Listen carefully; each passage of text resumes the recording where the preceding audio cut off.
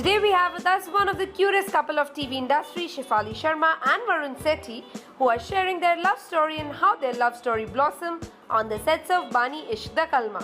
Let's hear the story. हाय सत श्री अकाल, मैं हूँ शिफाली और आज आप मेरे साथ मिलने वाले हैं मेरे पति देव को, वरुण सेठी को। नमस्ते। फर्स्ट एनकाउंटर बड़ा इंटरेस्टिंग था हमारा इनफैक्ट क्योंकि जब बानी इश्क दा कलमा के ऑडिशंस चल रहे थे और मैं जैसे कि क्रिएटिव सुपरवाइज़र था शो पे, तो जब इनका ऑडिशन मेरे पास आया था तो मैंने रिजेक्ट कर दिया था क्योंकि मुझे कहीं ना कहीं लगा था कि ये शायद हमारी बानी नहीं है। मैं वैसा विजुलाइज़ नहीं कर पा रहा था, पर लकीली या अनलकीली कहिए आप, वैसे तो अभी लकीली बोल सकते हैं कि हमारे प्रोड्यूसर्स एंड चैनल फेल्ट कि ये ही बानी प्ले कर सकती है और कोई नहीं प्ले कर सकता।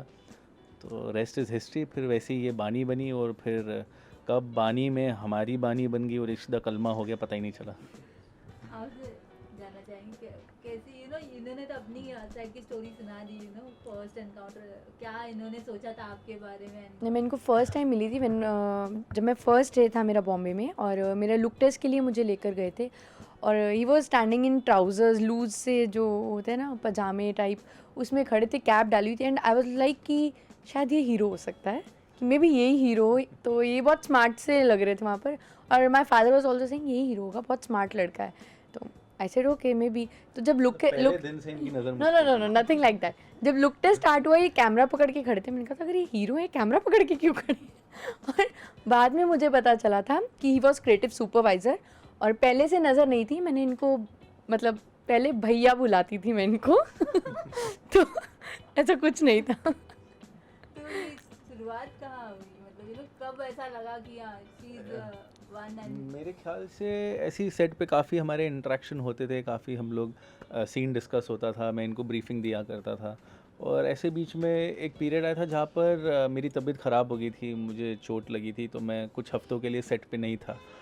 तो तब ये और रज्जी दोनों मुझसे मिलने आए थे एंड आई गेस वहाँ से जब इन्होंने ज़्यादा पूछना शुरू किया और हमारी बातचीत ज़्यादा मैसेजेस पे स्टार्ट हुई क्योंकि मैं सेट पे नहीं जा पा रहा था, घर पे ही बीमार पड़ा हुआ था। तो वहाँ से मुझे ऐसा लगा कि कुछ तो है, कुछ तो यहाँ पर चल रहा है और I think it just took me 1 week और 10 days एंड मैं इनके घर के नीचे, वही पट्टी बंधी हुई है, स्टिचेस लगे हुए थे और उसी हालत में रात को 10:30 बजे का टाइम था और मैं इनके घर के नीचे पहुंच गया और मैंने इनके कहा कि नीचे आइए, मुझे आपसे बात करनी है। ये खुद शॉक थे कि मैं परसों तो इनको मिल के आ रही हूँ और आज ये मेरे घर के नीचे। बेड से उठने की हालत नहीं थी इनकी, बेड पे खाना सर्व हो रहा था सब कुछ।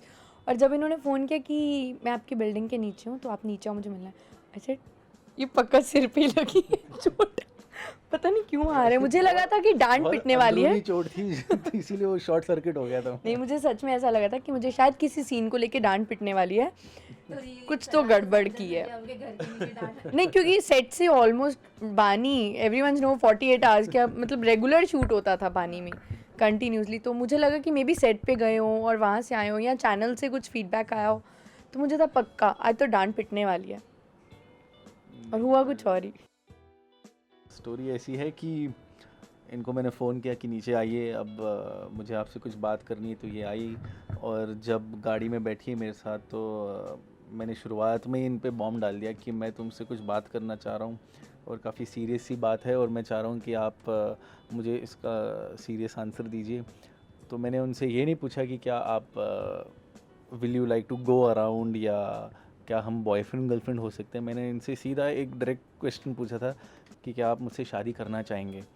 और 1 मिनट के लिए ये मतलब जैसे होता है ना कि अनएक्सपेक्टेड कि ये कौन बावला सा आदमी आया और इसने ये क्या चीज़ बोल दी, तो ये तो हक्का बक्का रह गई और ये मुझे बोल रही कि 1 मिनट क्या मैं अपनी चाची को फ़ोन कर सकती हूँ। उधर फिर मेरे लिए शौक था कि ये क्या हो गया, मैं क्या पूछ रहा हूँ और ये किन को फ़ोन कर रही है। Just minute, can I call my dad, can I call my चाची, लाइक क्या आंसर देना चाची को। मुझे बाद में पता चला था कि इनकी चाची इनको काफ़ी टाइम से चिढ़ा रही थी, कह रही थी कि इस लड़के के साथ तेरा कुछ ना कुछ होगा, हमको पता मैं चला। हमेशा बोलती थी कि चाची कुछ भी बोलती, लाइक मैं इग्नोर ही करती थी, कुछ भी बोलती हूँ, मैं भैया बोलती हूँ उनको, वो भैया जैसे मेरे और आप कुछ भी रिलेशन बना देते हो किसी का भी। और आई रिमेंबर उस दिन भी मैंने हाँ नहीं बोली, मतलब अभी तक मैंने हाँ नहीं बोली। इंगेजमेंट पे अगेन ही प्रपोज्ड मी और तब मैंने हाँ बोली थी। शादी हो गई, हनीमून हो गया, पर इन्होंने हाँ नहीं बोली अभी तक बस। नहीं बट तब कहाँ बोली थी मैंने हाँ आपको।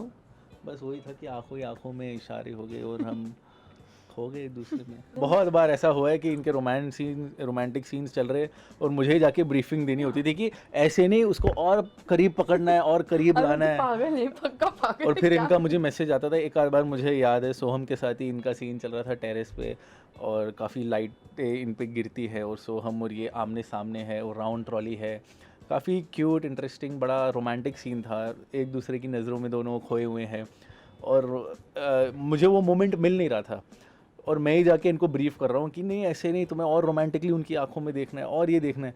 थोड़ी देर बाद इनका मैसेज आया कि मैं कर लूँगी, बट आप क्या नीचे चले जाओगे, आपके सामने मुझे करने में थोड़ी शर्म आ रही नीचे है। जाओ, मैं कर लूंगी। तो फिर मैं समझ गया कि अच्छा ये इसलिए नहीं कर पा रही है क्योंकि मैं यहाँ पर बैठा हूँ। तो फिर मैं चुपचाप नीचे आ गया था और टेरेस पे ये सीन फिर कंप्लीट हुआ था।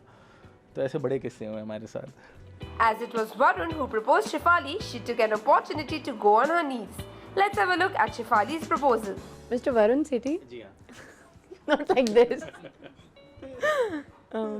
Varun, will you marry me again on my first एक anniversary? गलती मैं बार बार नहीं कर सकता। He's so mean. नहीं definitely love to marry you every day and 7 जन्मों का तो खैर वादा किया ही है हमने। उसके बाद मेरे ख्याल से हिम्मत ही नहीं रहेगी दोनों की। तो 7 जन्म तक ही फिलहाल रखते हैं। We also asked what are the qualities they admire about each other. Set पे हमारा ऐसा ही था कि वी वर सो प्रोफेशनल कि इनफैक्ट किसी को पता भी नहीं था। और काफ़ी टाइम बाद, मेरे ख्याल से 6-8 महीने बाद हमारे रिलेशन के हमारा रोका भी हो गया था और किसी को पता नहीं चला था। ये बात ना चैनल को पता थी ना प्रोडक्शन हाउस को पता थी, सिर्फ रज्जी को पता थी। तो रज्जी को हमने बताया था और फिर बाद में थोड़े दिनों के बाद हमने सोहम को बताया था। उन दोनों के अलावा सेट पे किसी को नहीं पता थी। तो उस मामले में I think even she was very professional. So और वो अच्छी क्वालिटी है, होना भी चाहिए। दोनों प्रोफेशनल रहे बेटर रहता है। ये तो इस एक साल में अगर इनमें कुछ चेंजेस आया हो जो आपको इनमें हाँ इनमें तो कोई चेंज नहीं आया। मैं अपनी मम्मी को भी और इनकी मदर इन लॉ को भी कहता हूँ, जब मेरी सासू माँ को भी मैं यही कहता हूँ कि मैंने शादी नहीं की है, मैंने एक बच्चा गोद लिया है। क्योंकि ये जब इनकी शादी हुई ये 22 ईयर्स की थी, अब ये 22 एंड थोड़ा सा ज़्यादा हुई है, 23 पूरी नहीं हुई 23 हो गई। हो गई है पक्का। Yeah, अच्छा करेक्ट एज बता रही हैं, ऐसे देख लीजिए। तो ये मतलब बच्ची है एक तरह से अगर आप देखे जाए तो।